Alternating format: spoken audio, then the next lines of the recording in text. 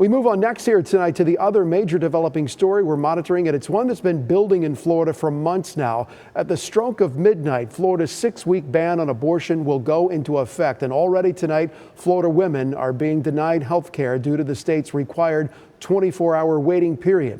Starting tomorrow, the law will change from restricting abortions past 15 weeks to 6 weeks. And tonight, Capitol reporter Forrest Saunders with what the next 24 hours will set into motion. April 13 of last year at around 10:45 p.m. All right, and Governor Ron DeSantis signed the 6-week abortion ban into law during a private gathering at his office. More than a year later, Floridians now feeling its effects on the eve of the start date. That's due to the state's 24-hour waiting period. I actually just came into the health center and still wasn't ready for the shock of patients that are walking in today and finding out that they can't get an abortion. They are going to be beyond 6 weeks by the time we can get them in. Laura Goodhue heads the Florida Alliance of Planned Parenthood affiliates. Her team now referring patients to the closest care possible. North Carolina, which has a 12-week ban and 72-hour waiting period. We're going to do the best that we can, but the reality is that people may not know, and they will be either forced to give birth or travel out of state and see a provider that they don't know. Rick says no choice, we say pro-choice. Outside GOP offices, Democrats trying to hang the ban on the Republican Party. Whether that's U.S. Senator Rick Scott or former President Donald Trump, who morphed the U.S. Supreme Court and paved the way for the ban's passage. It's going to be a gut-wrenching experience for the people of the state to start hearing the horrific stories that are going to start coming out. Women making impossible decisions, not getting the health care access that they need. The DNC even doing a billboard ad buy across Florida, hitting Trump in major metros.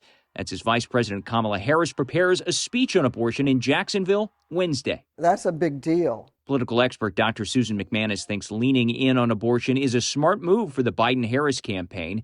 It could give them a shot at making inroads with swing voters here. Coming here and talking about an issue that's particularly high on the list of young female voters who turn out at a higher rate normally is a very good strategy. Democrats also hoping that abortion referendum on the November ballot, returning the state to viability, will buoy their turnout. Saying that Florida is now back in play as a result of that. Your thoughts?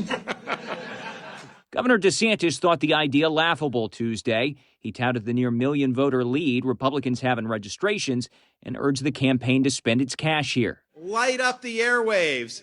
Do it. Light it on fire. We are fine with you doing that here. But I can confidently predict that you'll see Republican victories, not just at the top of the ticket, but up and down the ballot. Meanwhile, a coalition of anti-abortion groups organizing to defeat the ballot initiative known as Amendment 4. We're going to spend the next 6 months talking about Florida's pro-life vision. SBA Pro-Life America among them. Members said Tuesday Florida's new 6-week restrictions were something to, quote, celebrate as they prepare to paint Amendment 4 as too sweeping, eliminating all current state abortion laws except parental notification. Kamala Harris can bring her no lives saved, every abortion performed tour to our state. I don't think the voters are buying what they're selling. At the Capitol, Forrest Saunders, ABC Action News.